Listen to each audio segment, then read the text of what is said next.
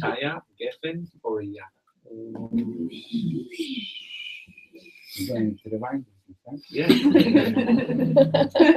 huh? Okay, see, I think I should stand there. Huh?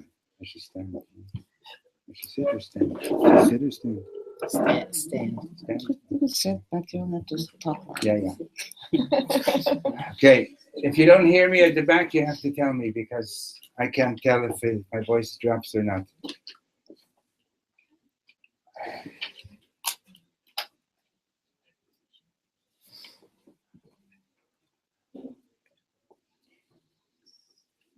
Okay, so the Rav Shlomo was so connected to all the Rebbe's and Baruch Hashem,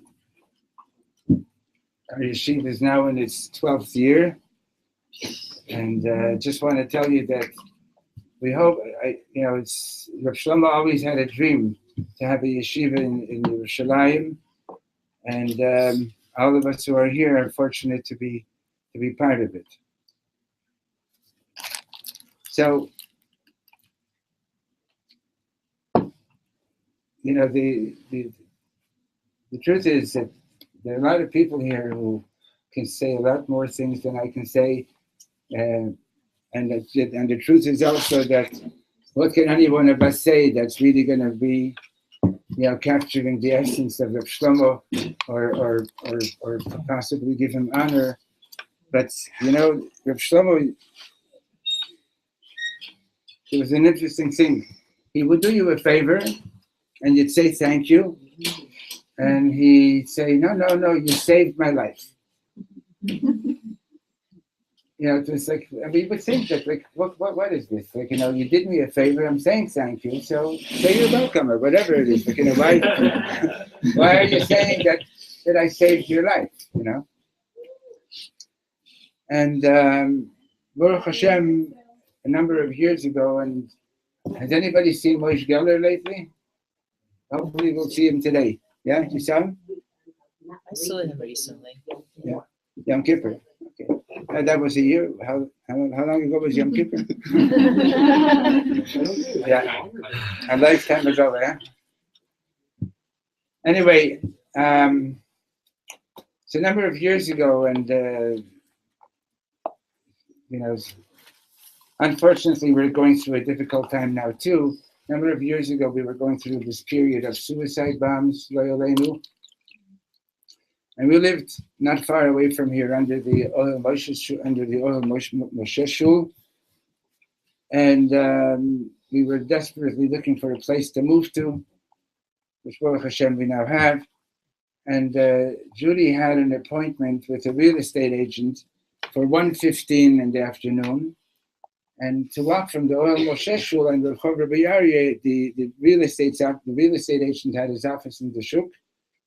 So it takes like 47 seconds to walk there. Anyway, so at 1:14 she leaves the house, locks the door. Now she turns around. Moshe Geller, he should be well. He shows up. He says, "Judy, I need a cup of coffee." So Judy says, "Moshe, I'm going to an appointment." She says, "I don't care. I need a cup of coffee now." So she opened the door. She showed him where the coffee is, and gave him the key and said, "Help yourself. Here's the key. And when you finish, lock up and put the key over here." And she left for the shul. Now that took 45 seconds? As she gets to Agrippa's, boom, a bomb went off in the shuk, which is exactly where she would have been had she not opened the door to give Moshe a cup of coffee. And we saw, what Shlomo meant. When you're doing someone a favor, they're saving your life.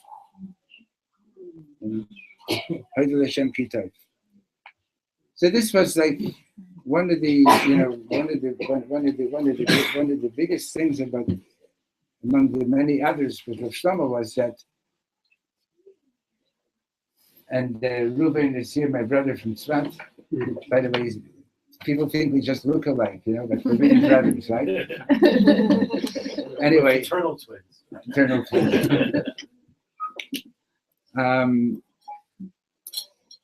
So life in this world is such that we don't always get along with each other so great. But the amazing thing was that in the presence of Rav Shlomo, everybody was best friends.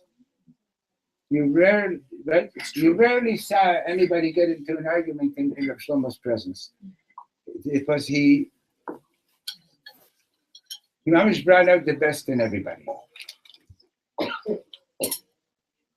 And what's the secret to that? What is that all about?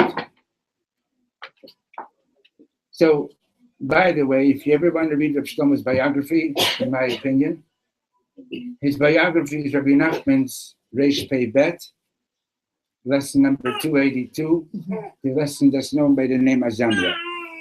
Rabbi Nachman speaks about always focusing on the good point, And just last week, Rav Leivish is teaching here Baruch Hashem every week for the Smicha students, and he mentioned the Gemara that we were talking about angels, all kinds of angels, and so on. And there are angels that also defend us, in heaven, the heavenly court.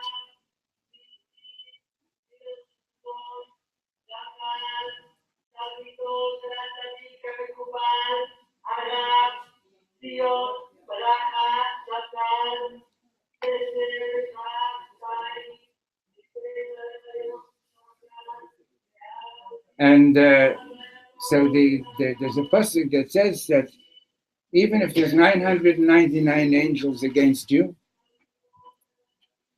all you need is one that will defend you. And then he brought, it was one of the commentaries, that even if that one angel has 999 points against you, but has 1 point in your favor, it's also a Gewalt, right? And when we heard that, it made me immediately think of Reb Nachman's whole teaching about the Nekudot Tovot, right? Focusing on the good points. And so Reb Nachman speaks about this magical thing that when you focus on the good in another person and also in yourself, you're placing that person into a positive space, right? As it sounds magical, but it actually works. If you focus on the good, you're putting that person into a positive space. And from there, they can do good things. If you focus on something negative in that person, you're putting them into a negative space. Rav Nachman repeats this again and again in Reish Pei Bet, because it's so necessary to do this all the time, again and again. And the same is for Rav Nachman says, for your own self. And we all know ourselves. We all know how many things we've done wrong in life. And Rav Nachman says, don't focus on that. Focus on the one good thing that you've done.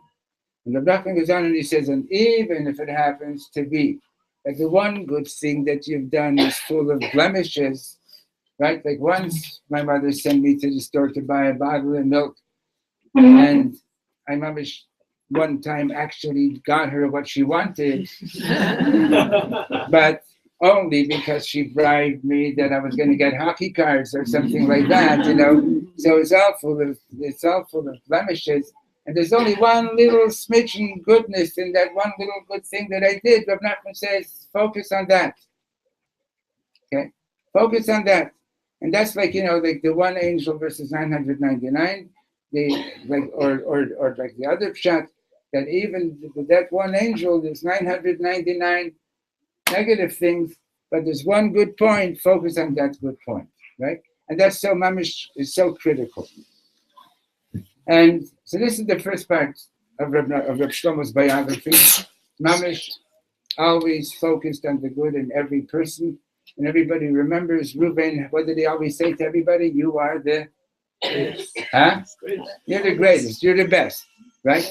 And people would say, wait a minute, he just told me that. Nobody's going to do that. You know, he just told me, hey, now he's telling you, right? But everybody was the greatest. Everybody was the best, right?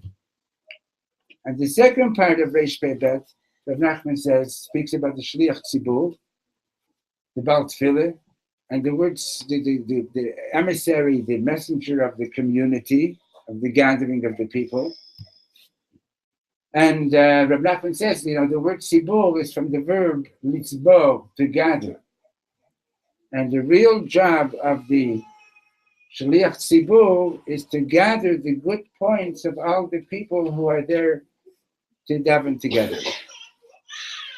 And he goes on and he says, that's how the songs are created. As the Shliach Tzibur gathers the positive points, that's where the Nigunim come from.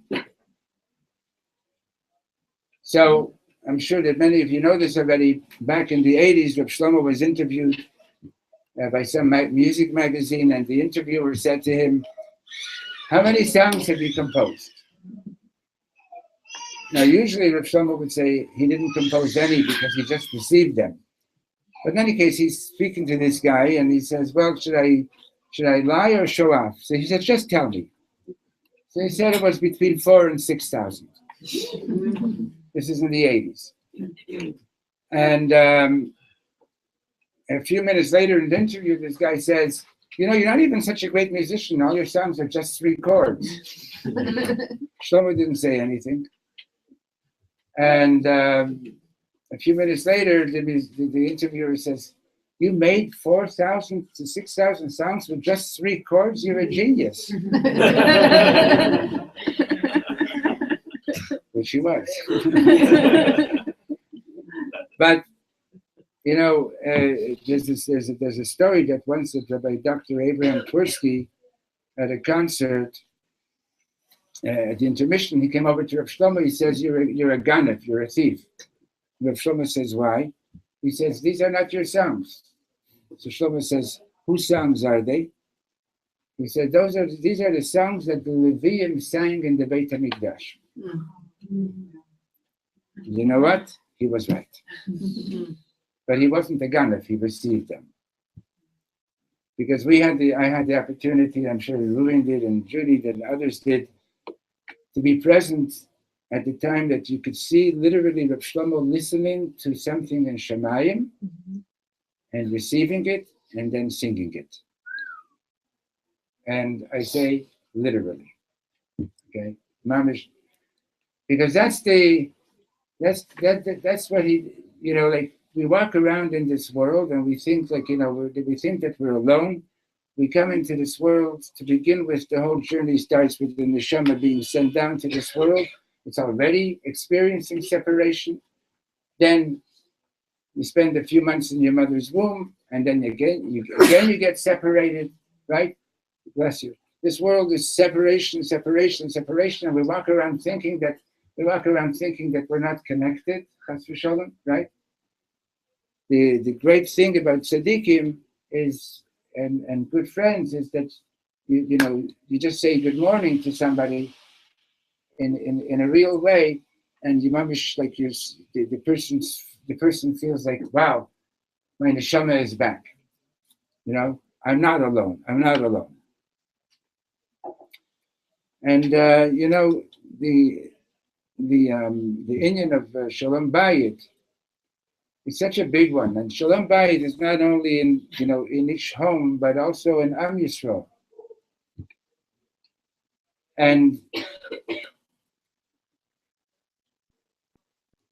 back in the old days, the Talmud tells us that when a couple got married, they would spend 7 days in their chuppah, in their apartment, their tent, whatever it was. They didn't go anywhere. They were just chos and kala together alone for 7 days. Now, how long they knew each other before they got married, I don't know. In some communities, maybe longer, some communities less. Now, can you imagine? Chos and kala are there for 7 days. They're getting to know each other, right? They're just getting to know each other. And she's looking at him and she's thinking, wow, they told me such and such about you, but not quite, are you, right? And he's looking at her and he says, they told me this and this about you and not quite. And they're seeing each other's blemishes. How did they manage? What was it all about? Because they're spending 7 days seeing each other's faults. And what's the whole point? And this is sort of like they were going into a 7-day in utero chuppah. Okay? And what I'm thinking is that you came into the world, it was an experience of separation. You got born, it was an experience of separation. Now that you're building a home, you have to go back into this chuppah, into this in utero chuppah, and come out united. So how do you do that? Well, and I've been repeating this recently, so even though I'm sure that Rav Shlomo taught many of his lessons again and again, and he would always say afterwards, bless me and I bless you back, that we should really take it in. So the Friedrich Rebbe, whom Rav Shlomo was very, very connected to, as a matter of fact, I don't know if you know the story, but Rav Shlomo and Eli Chaim, Aleim Sholem, they met the Friedrich Rebbe, second last Lubavitcher Rebbe, when they were 10 or 11 years old, I believe. And once Rav Shlomo said that just from the way he welcomed them, that's when they became Hasidim, And when Eli Chaim ran away to 770, and his father, Rabbi Naftali, went to get him back, so Rabbi Eli Chaim was hidden in a room next to the Rebbe's room, and he's listening to the Friedrich Rebbe and his father having a discussion about whether he should go back to his father or whether he's staying here by the Rebbe. And one of the things that the Friedrich Rebbe said is that he's mine, it's true, you're his father, but he has to be here. And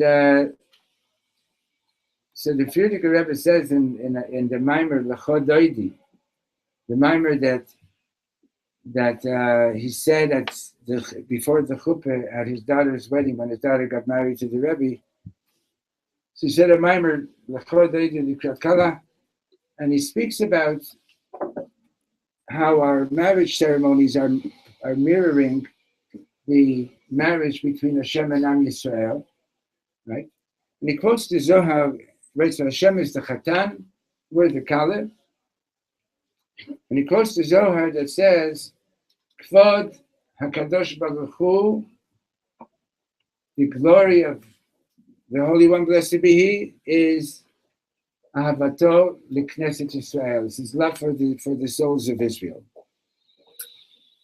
Kvod Knesset Yisrael, the glory of the Jewish people, is our love for Hashem. So he's making a connection here between kavod and ahava. Okay? Now, for those of you who got to know Rav Shlomo, it should be pretty obvious, this connection between kavod and ahava. Now, usually when we talk about kavod, like when you went to school and your tati and mommy, your father and mother said to you before you left in the morning, you know, the teacher is not one of those people you jump on. You have to have respect for them, and you have to have respect for the principal and this and that. We all grew up with the idea that respect is something that you owe someone, right? I owe you respect. I really would rather not, but I owe it to you, right? But that's not the depth of kavod. Your highest honor, our highest honor is that people around you feel elevated and special. That is your highest honor. That's your biggest kavod. That people in your presence feel really, they feel special. They feel that it's worth being here. And that you can only do that by having real ahava for them, by really loving them. Hashem's biggest honor is his love for us.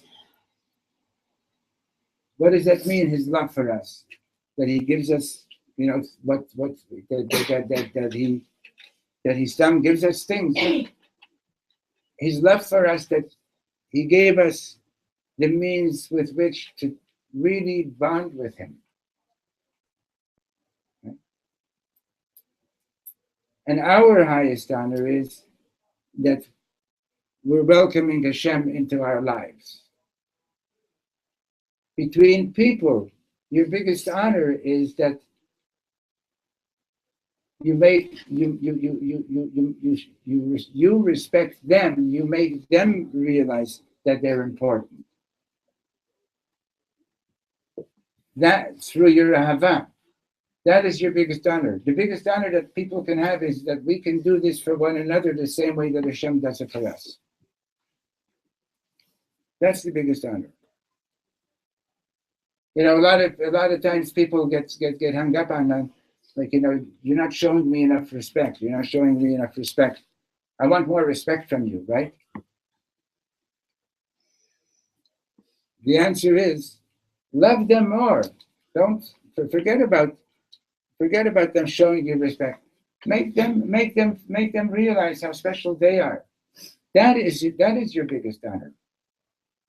Then you won't have to worry about whether they respect you or not. It's just going to be a natural extension, right?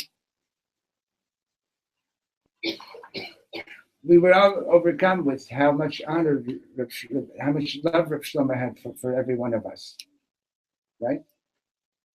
That was his biggest respect. When he did you a favor and you said thank you, and he said, no, you saved my life. In other words, that's why you're here. That's why we're here, to be able to do this for one another. So,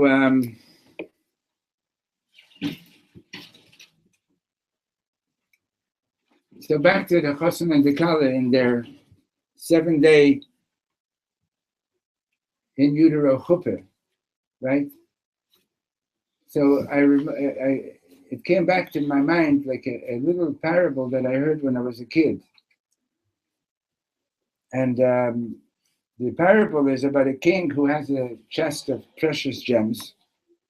And this king has a real fine appreciation for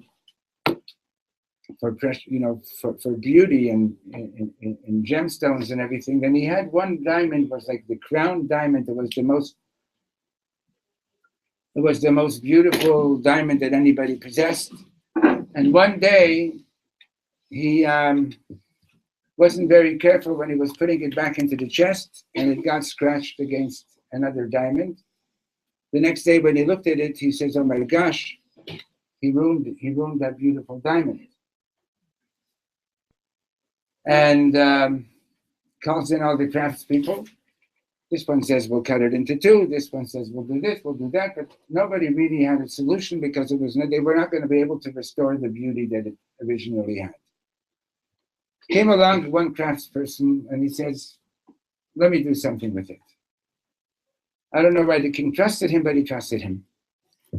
And he comes back the next day, and the diamond has a beautiful rose engraved in the diamond. And the king loved it.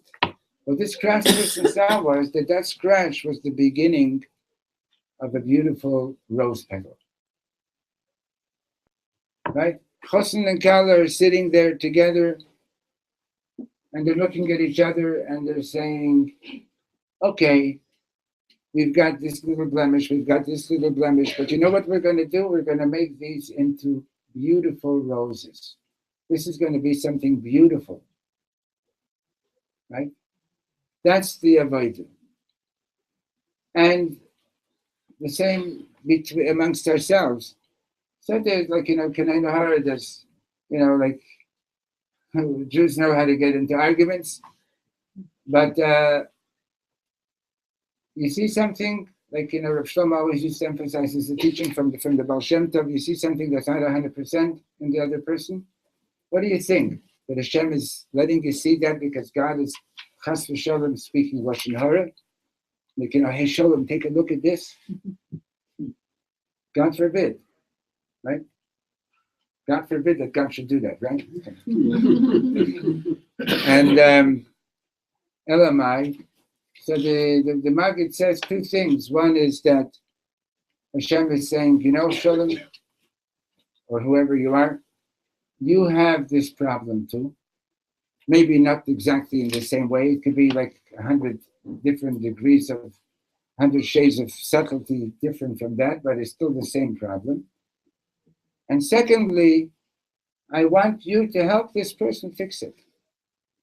Now, even if you don't know that person, it might just be that you have to give them a bracha. It might just be that you have to say a prayer for them. It might just be by you yourself fixing it within your own self that'll energize that person to do that as well, right?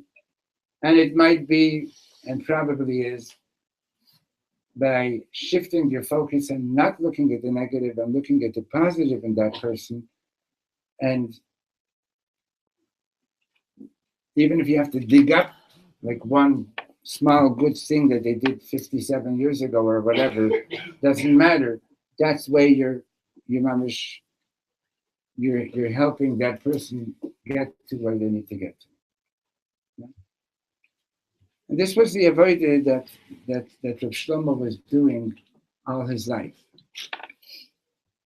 He was going around and resuscitating souls. He himself sometimes described his work as working in an emergency room. He's going around resuscitating souls. Okay? So good, Baruch Hashem. Thank God that He allowed us to benefit from this beautiful neshama. But he was so busy saving lives. He didn't have a chance to sit, he could have been the biggest Rosh Yeshiva in the world. Mickey Rosenthal asked him once at an interview, one of the last interviews, "Do you regret that you left the yeshiva world?" He didn't really leave. If he ever carried any one of his suitcases, he always had it with him. Okay, Reuben, you carried his suitcases sometimes? It's too heavy. His suitcases were plastered with warning signs for the airport workers. Warning, very, very heavy. Warning, very, very, very heavy. And I mean, each suitcase was like well over 100 pounds, you know. And so he answered Mickey Rosen. He answered him. He says, "If I would have stayed in the yeshiva world, I would be dealing with a difficult Rambam, and now I'm dealing with a difficult Yid." Right? That was his answer. Okay, so we should all be blessed to deal with a difficult Rambam. A good friend of mine, a big Talmud Chacham here in Yerushalayim, told me, just to give you a little flavor of Rav Shlomo's learning, that one Thursday night he and his friend, 3 o'clock in the morning, you know, the yeshivas, they stay up Thursday nights, and they had just finished learning this Rambam with what's the nice Kalim and the Rambam? The Kesef Mishnah. He finished learning, thank you. He finished learning this, they finished learning this very, very famous, difficult Kesef Mishnah. And they went out onto the balcony to cool off. And who's coming by? Rav Shlomo. And he said, "So, what are you guys learning?" And they told him, "We just learned this Kesef Mishnah." And on the spot, by heart, he went over the entire Kesef Mishnah and gave them a shiur on the spot on that Kesef Mishnah. You know, he was. There are people here like Jerry who know this better than I, how great a Talmud Chacham he was. Right? He could have sat in a yeshiva and had thousands of people come to him, which we would have, right? But he realized that he's got to go out into the world. Actually, he said that it was the Lubavitcher Rebbe that first told him to go out and speak to people. And he said to the Rebbe, "What about my learning?" And the Rebbe said, "You're going to have to sacrifice it." And he wasn't ready to do it. He went back to Lakewood for another year. And then a year later, he says, the Rebbe gave him a new neshama. And he went out. Those are his words. He says, the Rebbe gave me a new neshama, and he went out to the world to the day that he left the world. So, you know, we got to connect it to the Parsha. There are copies here if anybody wants. One of Rav Shlomo's famous teachings is Abraham and the Angels. And he basically says that the first test that Abraham Avinu had once he became a Jew was the test of Achnasat Orchim. Right? Hashem, Vayera Elav Hashem. Hashem comes and visits him. He's sitting at the entrance of his tent in the heat of the day. You can take it with you. I'm not going to go over it. I'm just saying a couple of words. In the heat of the day, the Rebbeinu Shalom is there with him, and all of a sudden he sees 3 strangers. And the test is, in Rav Shlomo's words, are you drunk on God or are you drunk on people? Remember that? You know this? No? Are you drunk on God or are you drunk on people? So we know from Avraham Avinu, we learned that it's greater to welcome in guests than in other words, if you're busy with the Shekhinah and guests show up, say, Rebbeinu Shalom, please forgive me, I got to take care of my guests. But how did Avraham Avinu know that? How did Avraham Avinu know that? He didn't have a Gemara to look it up in the Masechet Shabbat. Okay? And the Shlomo explains, Vayera Elav Hashem. And first of all, this was the test, but Vayera Elav Hashem, that he knew it from his deep connection with the Rebbeinu Shalom. In other words, he was having such a deep experience, such a deep connection with the Rebbeinu Shalom, he didn't need someone to tell him that when somebody might be hungry or somebody might be thirsty, that you run to that person and see what you could do for them. And yesterday we were learning another quick lesson from Rav Shlomo. Rav Shlomo, Avraham Avinu, the Gemara says he went and he slaughtered 3 animals and gave every one of those guests a tongue to eat. But when it comes to the water, he says, Yukachna ma'at mayim. Let's get a little bit of water so you can wash your feet. You're giving them all this fantastic meal, but water just a little bit. And he explains that water is Torah, right?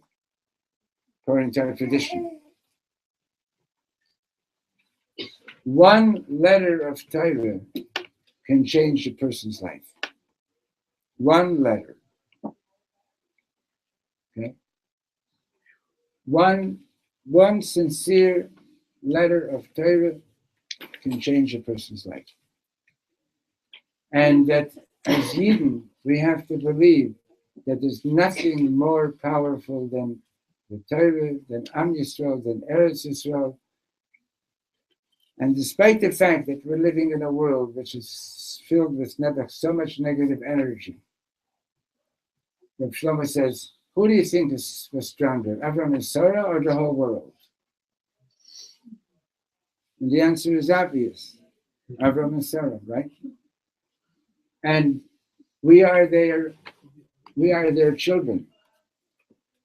But we call Avraham Avinu not just as a title of respect, but literally, we have their spiritual genes. And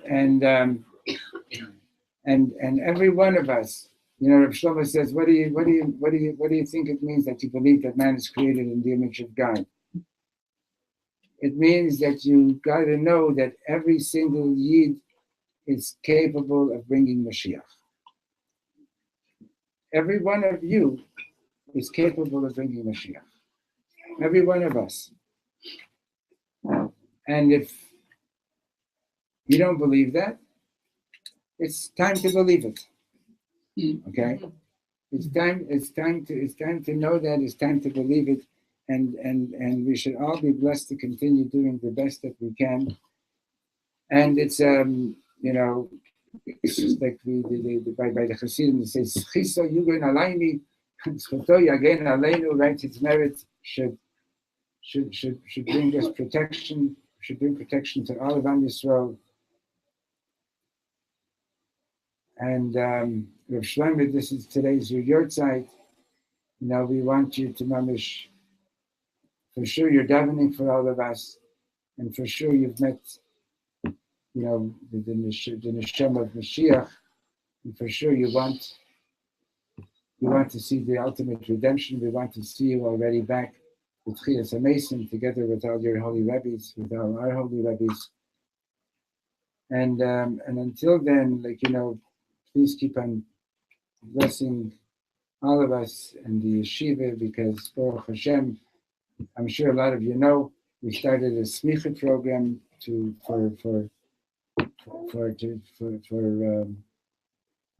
sort of get the next generation ready with people who know how to learn and who know Rav Shlomo in depth. And Baruch Hashem, we're just completing our 3rd week. Hashem has blessed us with wonderful students. And from day one, this yeshiva started out with the best teachers, and it continues that way. And without further ado, I'm going to turn you over to the first Rosh Yeshiva of Simchat Shlomo. Rabbi Raz Hartman is going to start in 5 minutes. Okay? So,